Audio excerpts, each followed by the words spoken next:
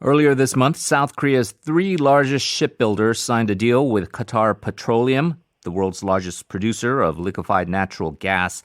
This is the largest LNG ship contract in history. Can this be symbolic of a turning point for the Korean shipbuilding industry? And this despite the still ongoing coronavirus pandemic. To give us some analysis on this, we're pleased to be joined by Melvin Matthews, board advisor at Orbit MI. Hello. Good morning, Henry. It is a pleasure to be here on TBS EFM. Well, thank you so much for joining us, sir. So, as I mentioned, Qatar is the world's leading LNG exporter behind Australia. First, can you tell us about the volume and the major destinations? When we talk about revenues, both from oil and gas, Qatar Petroleum is alone responsible for about 60% of the GDP of Qatar. That means in terms of both oil and gas reserves, Qatar Petroleum is considered the third largest oil company in the world. But when we look at Qatar Gas, which is one of the many subsidiaries of Qatar Petroleum, it is the world's largest LNG company. And Qatar's LNG production is now about 77 million tons per year. However, they have expansion plans to produce 126 million tons a year by 2027. And Qatar also has an advantage over other countries, which is its gas extraction costs are some of the lowest in the world. Now, LNG is shipped to countries all over the world from Qatar, but their primary customers are in Asia, with one of the biggest being Japan, which imports around 15% of the total gas consumption from Qatar. And Qatar Gas has had long-term contracts with Korean Gas Corporation or KOGAS, guaranteeing the supply of about 2.4 million tons of LNG per year. And of course, China and India are the other major importers of Qatar LNG. And of course, for interest to our Korean listeners right now, Daewoo Shipbuilding and Marine Engineering, Hyundai Heavy Industries, and Samsung Heavy Industries are to reserve a majority portion of the LNG shipbuilding capacity for Qatar Petroleum through the year 2027. This deal for the future orders from Qatar estimated to be worth over $19 billion. In your view, how significant is this deal? Now, Henry, without any doubt, this deal is massive. And for this, we need to understand not just what lies behind it, but also how the future is likely to unfold. So firstly, the shipping industry itself every year consumes roughly 20% of all the oil that is produced as fuel for ships. In terms of ship efficiency, slow steaming operations and large ship sizes built for economy of scale have more or less reached their peak using distillates of crude oil as a fuel.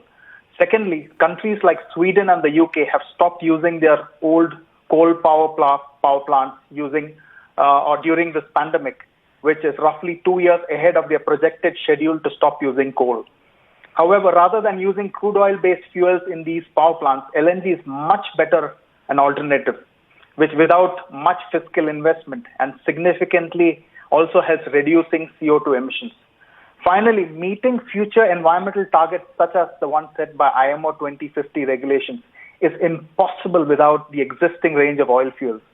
And LNG as a fuel is the only way out by utilizing the existing engine technology, infrastructure, and storage facilities without incurring significant capital investment. Of course, other than Qatar Petroleum, nobody else has been brave enough to show leadership by making such a bold move. I therefore see this as a significant deal, not just for LNG shipping, but for the entire shipping industry as a whole. And two-part question here, Mr. Matthews. Where does South Korea stand in the world's LNG shipbuilding industry? And the big three that I just mentioned, Daewoo, Hyundai, and Samsung Heavy Industries, how are they different from other competitors? So when you talk about South Korean LNG shipbuilding industry, unlike other yards in the world, the South Korean shipbuilding order book is highly concentrated, which means over 50% is focused on building LNG carriers alone. It makes sense because they achieve the highest profit margins and the utilization of yard capacity. And this, of course, is a testament of the shipbuilding capacity that the yards have strategically developed to build advanced ships. Now, what makes the three big shipyards different from competitors? Well, at the beginning of this year, of the total new building orders worldwide, Chinese yards took about 34% of the orders, and South Korean yards took about 30% of the total orders. Now, South Korean yards have increased their market share by 27%, or from last year's 27% to 30% this year. And this is mainly driven by the order of LNG carriers. And before the Qatar Petroleum deal, they had only enough work for 1.5 to 2 years, which is now significantly changed. And then the top South Korean yards were expected to see a drop in utilization from 65% to 62% this year.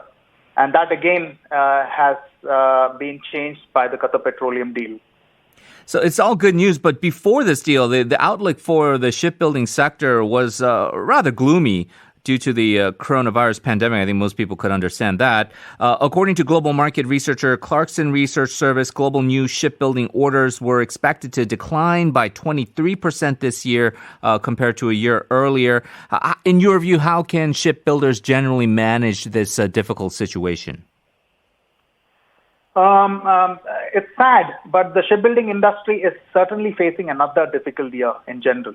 And the industry's decade-long surplus capacity is spiraling as ordering reaches extremely new lows. Uncertainty over the next generation of vessels and the macroeconomic outlook are dampening ship owners' appetite for ordering new vessels. And then the oversupply is almost in all ship types, and uncertainty in future vessel demand and design is the reason for this competition across 281 shipyards worldwide. So of the 281 yards, 64 are the most prominent and include the large South Korean yards. Now, the downturn has therefore impacted them less in comparison to the rest or the remaining yards, as they account for 75% of the order book and roughly 50% of the global shipbuilding capacity.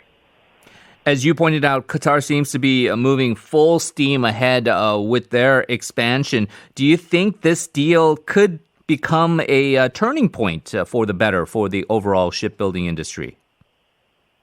In 2027, when Qatar's LNG production expands to produce 126 million tons, it will be an increase of 64% from where they are today, which is why they have been ambitious in their shipbuilding program. And it is time to meet the significant increase in production. Therefore, the ships have to be delivered and ready for transportation by the time they achieve this peak production. And like I said earlier, Qatar also has a cost advantage over other countries with the lowest gas extraction costs. Oversupply of LNG over the next 2 years is probably going to have massive pressure on LNG companies in the United States and Australia, which operate without much government support. This will therefore undoubtedly have consequential impact on the LNG markets and trade routes going forward.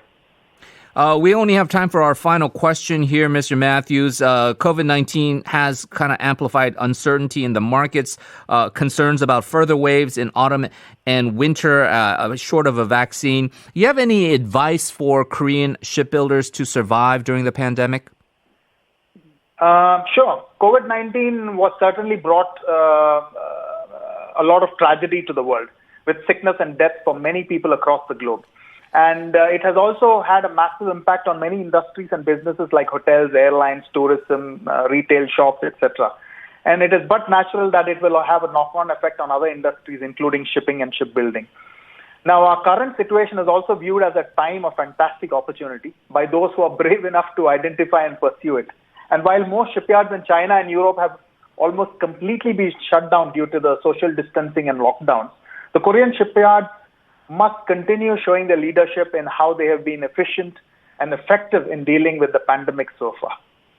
Well, certainly a glimmer of optimism in what has been a challenging time overall for the shipbuilding industry. And not often do we get to discuss this from the Korean context as well. Mr. Matthews, thank you very much for joining us, Board Advisor at Orbit MI. Appreciate your insights and maybe talk to you again soon. Thank you. Thank you very much, Henry.